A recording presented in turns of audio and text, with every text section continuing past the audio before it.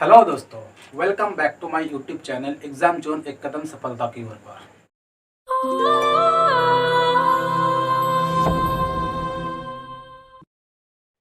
दोस्तों, कुछ technical issue के कारण कुछ दिन से वीडियो अपलोड नहीं हो पा रही थी, लेकिन वो टेक्निकल इशू का सॉल्यूशन आ गया है, जिस कारण हम लोग कंटिन्यूसली बेसिस पर आप लोगों को वीडियो प्रोवाइड करते रहेंगे और आप लोग लॉकडाउन के बावजूद अपने घर में बैठकर हमारे चैनल एग्जाम जोन के माध्यम से स्टडी का मजा ले सकते हैं। तो दोस्तों, मैं तनवीर आलम सर स्वागत करता हूं आप सभी का हमारे यूट्यूब चैनल एग्जाम जोन एक कदम सफलता की ओर पर। दोस्तों, इससे पहले मैंने बहुत से क्लासेस दे चुके हैं, उसको अगर आप लोग नहीं देखे हैं तो हमारे प्लेलिस्ट में जाइए और वहां जाके हमारे वीडियोस को देख लें। और साथ ही साथ हमारे जो कॉन्टिन्यूसली जो चैप्टर चल रहा था, जो टॉपिक चल रहा था, उस टॉपिक पे मैं अब तक 3 वीडियोस डाल चुका हूं। उसमें से diversity in living organism lecture 1, lecture 2 और लेक्चर 3 आज के क्लासेस सबसे इंपॉर्टेंट क्लासेस हैं। अगर आप लोग उस वीडियोस को अब तक नहीं देखे हैं तो सबसे पहले जाके हमारे प्लेलिस्ट में जाके वीडियोस को देख लें, ताकि आपको कॉन्सेप्ट समझने में आसानी हो। आज का जो लेक्चर होगा लेक्चर नंबर 4, जो डाइवर्सिटी इन लिविंग ऑर्गेनिज्म का आखिरी पड़ाव के तरफ चल पड़ा है। ठीक है दोस्तों, तो दोस्तों आप लोगों का समय बर्बाद ना करते हुए मैं सीधे अपने टॉपिक पर पहुंचता हूं। दोस्तों, इससे पहले डाइवर्सिटी इन लिविंग ऑर्गेनिज्म का क्लासिफिकेशन कैसे करते हैं, क्लासिफिकेशन का सबसे आधारभूत तरीका क्या होता है, किसने क्लासिफिकेशन को दिया था, सब चीज़ के बारे में आप लोगों को बताया जा चुका है। तो आज जिस टॉपिक को लेकर मैं आया हूं, डाइवर्सिटी इन लिविंग ऑर्गेनिज्म का, ये बहुत ही महत्वपूर्ण है।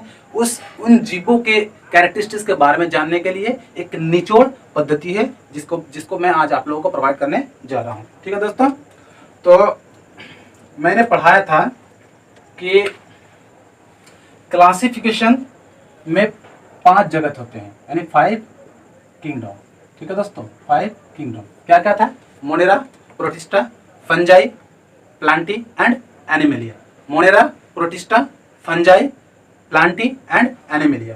तो उसमें से मैं हर जगत के प्राणियों का, हर जगत के जीवों के जो प्रमुख विशेषताएं होती हैं, मेन फीचर्स या कैरेक्टरिस्टिक्स होते हैं, उसके बारे में आज मैं चर्चा करूंगा। तो आज सबसे पहले मैं चर्चा करूंगा दोस्तों किंगडम मोनेरा। मोनेरा जगत के जीव के क्या विशेषताएं होती है, क्या प्रमुख विशेषताएं होती है, उसका मेन कैरेक्टरिस्टिक फीचर्स क्या होते हैं, उसके बारे में मैं आज आप लोगों के साथ चर्चा करूंगा। जैसे कि आप बोर्ड में लिखा हुआ देख रहे हैं, मैंने पहले से लिख कर रखा था ताकि समझाने में आसानी हो। किंगडम मोनेरा जो पहला किंगडम है। ठीक है दोस्तों, पहला किंगडम मोनेरा। मोनेरा जगत के कैरेक्टरिस्टिक फीचर्स क्या होता है, characteristic features of Monera kingdom, यानी मोनेरा किंगडम के प्रमुख विशेषताएं क्या क्या होती है, उसके बारे में आज चर्चा करते हैं। सबसे पहली बात है, पहला पॉइंट है कि इस वर्ग के जीवों में ना तो संगठित केंद्रक और कोशिकांग और ना ही इसके शरीर बहुकोशिक होते हैं। यानी इस जगत के जितने भी जीव होते हैं उसके केंद्रक जो है संगठित नहीं होती है, कोशिकांग जो है संगठित नहीं होती है, और ना ही ये बहुकोशिक होते हैं। ये एक कोशिक जीव होते हैं, ये बहुकोशिक जीव बिल्कुल नहीं इस वर्ग के अंतर्गत या इस जगत के अंतर्गत एक कोशिक जीव नहीं आते हैं। इस वर्ग के अंतर्गत केवल एक कोशिक जीव ही आते हैं, बहुकोशिक जीव नहीं आते हैं। ठीक है दोस्तों, दूसरा पॉइंट क्या कहता है, दूसरा पॉइंट देख लीजिए। इस जगत के जीव में कुछ में कोशिका पाई जाती है और कुछ में नहीं पाई जाती है। मतलब इस जगत के जितने भी इस जगत के मेनली जो जीव होते हैं एक कोशिक होते हैं, लेकिन किसी में कोशिकाएं पाई जाती है, किसी में नहीं पाई जाती। ये दूसरा इसका मेन इंपॉर्टेंट कैरेक्टरिस्टिक्स है। तीसरा, इसलिए इस वर्ग के जीव की शारीरिक संरचना बहुकोशिक जीव के तुलना में भिन्न होती है। यानी इस वर्ग के जो जीव होते हैं इसकी शारीरिक संरचना बहुकोशिक जीव के तुलना में भिन्न होती है। जाहिर से बातें होना ही है, क्योंकि अगर आप 10 मंजिला बिल्डिंग लीजिएगा और आप 1 मंजिला बिल्डिंग लीजिएगा, उसके संगठन में बिल्कुल भिन्नताएं होती रहती है। इसी तरीके से अगर कोई बहुकोशिक जीव है, जैसे कि मनुष्य के ले लेते हैं, या कोई जानवर, कुत्ता हो गया, बिल्ली हो गई, किसी को ले लेते हैं, और उसी तरीके से अगर आप बैक्टीरिया को लीजिएगा, जिसे आप नंगे आंखों से देख नहीं सकते हैं, without microscope you can't see. ठीक है, माइक्रोस्कोप के अलावा आप नंगे आंख से देख ही नहीं सकते हैं, तो उसकी संरचना और इसकी संरचना में फर्क होना ही है, ये जाहिर सी बात है। चौथा पॉइंट है दोस्तों, इस जगत के जीव स्वापोषी तथा विषमपोषी दोनों होते हैं। यानी इस जगत में जितने भी जीव पाए जाते हैं वो स्वपोषी भी होते हैं और विषमपोषी भी होते हैं। मतलब कि इसमें कुछ जीव स्वपोषी होते हैं, कुछ जीव विषमपोषी होते हैं। अब यहाँ पर एक सवाल उठता है कि स्वपोषी और विषमपोषी होता क्या चीज है। स्वपोषी को इंग्लिश में ऑटोट्रॉप्स कहते हैं, यानी जो अपना खाना खुद बनाता है। जैसे पेड़ पौधे प्रकाश संश्लेषण की क्रिया से सूर्य से प्रकाश लेकर यानी वातावरण से कार्बन डाइऑक्साइड और मिट्टी के नीचे से जल ग्रहण करके अपना खाना खुद प्रिपेयर करती है। इस प्रोसेस को प्रकाश संश्लेषण कहते हैं। तो उसे क्या कहेंगे, स्वपोषी। और विषमपोषी किसे कहेंगे दोस्तों, विषमपोषी हो गया वैसा प्राणी जो अपना खाना के लिए दूसरे जीव पर निर्भर करते हैं। यानी इस वर्ग में जितने भी जीव पाए जाते हैं उसमें से कुछ स्वपोषी होते हैं तथा कुछ विषमपोषी होते हैं। इसका एग्जांपल क्या हो जाएगा दोस्तों, जैसे बैक्टीरिया इस जगत के अंतर्गत आएंगे। ब्लू ग्रीन एल्गी ऐसे कहेंगे तो नीलहरित शैवाल और माइकोप्लाज्मा। ठीक है दोस्तों, बैक्टीरिया यानी जीवाणु, ब्लू ग्रीन एल्गी यानी नीलहरित शैवाल और एक माइकोप्लाज्मा इस वर्ग के प्रमुख जीव है।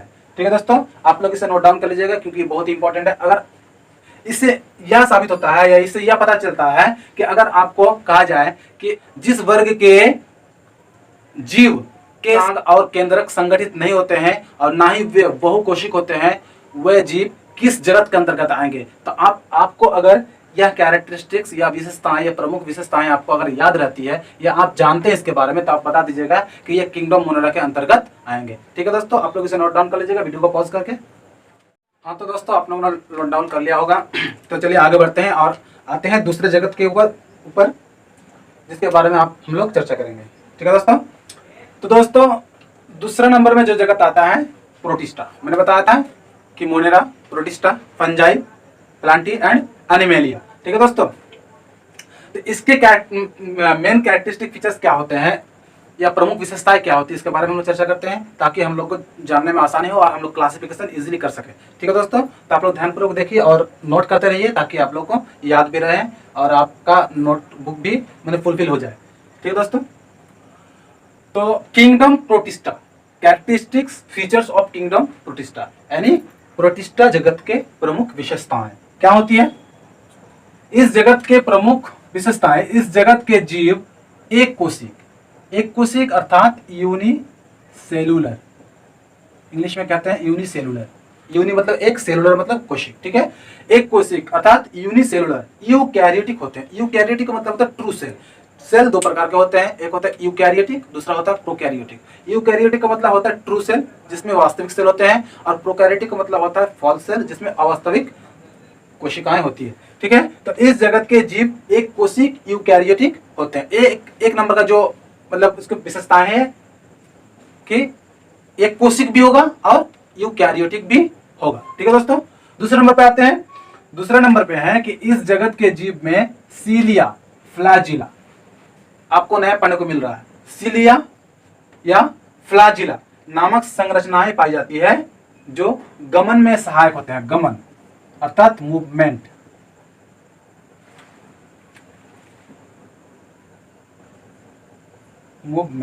बताएंगे आपको, जो गमन में सहायक होते हैं। इस वर्ग के जितने भी जीव होते हैं उसमें या तो सीलिया पाया जाएगा या फिर फ्लैजिला पाया जाएगा जो गमन के लिए सहायक होता है। गमन का मतलब होता है एक जगह से दूसरे जगह जाना। यानी जैसे हम लोग एक जगह से दूसरे जगह कैसे जाते हैं, हमारे पैर है जिस कारण हम पैर से चलकर जाते हैं या दौड़कर जाते हैं। उसी तरीके से इस जगत के जितने भी जीव है सब में या तो सीलिया होगा या फिर फ्लैजिला नामक संरचनाएं होती है जो इस जीव को गमन के लिए सहायक करते हैं। जैसे कि पक्षी को उड़ने के लिए उसको पंख होते हैं, उसी तरीके से मछली को तैरने के लिए उसके पर होते हैं। उसी तरीके से इस वर्ग के जीव में सिलिया या फिर फ्लैजिला पाया जाता है जो गमन के लिए सहायक होते हैं। तीसरे नंबर पे इस जगत के जीव भी स्वापोषी तथा परपोषी। परपोषी का मतलब विषमपोषी यानी हेटेरोट्रॉप्स। ठीक है, स्वापोषी तथा परपोषी दोनों तरह के होते हैं। ठीक है, स्वापोषी मतलब होता है ऑटोट्रॉप्स,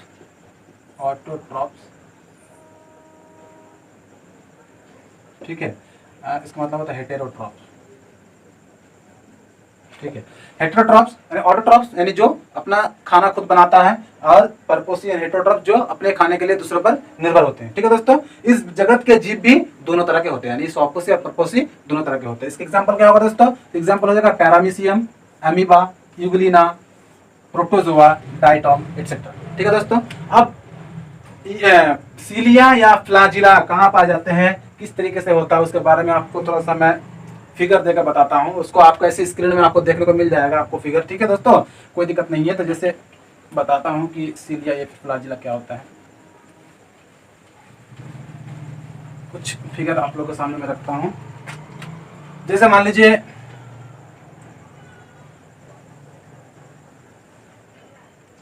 इस तरीके से पैरामीशियम होता है, तो पैरामीशियम में आप उसका फिगर देखने जाइएगा तो आपको इस तरीके की आकृति दिखाई देगी पैरामीशियम के अंदर, ठीक है दोस्तों, इस तरीके की आकृति दिखाई देगी। इसे हम लोग कहेंगे सीलिया, ठीक है, सीलिया। इसी के मदद से जो पैरामीशियम होते हैं, पैरामीशियम जो जीव होते हैं वो क्या करते हैं, एक जगह से दूसरी जगह मूवमेंट कर पाते हैं या गमन कर पाते हैं, ठीक है दोस्तों। ये हो गया सीलिया। अब आपको बता देता हूँ फ्लैजिला। जैसे आप एक फिगर देखिएगा, इस तरीके का आप पढ़े होंगे,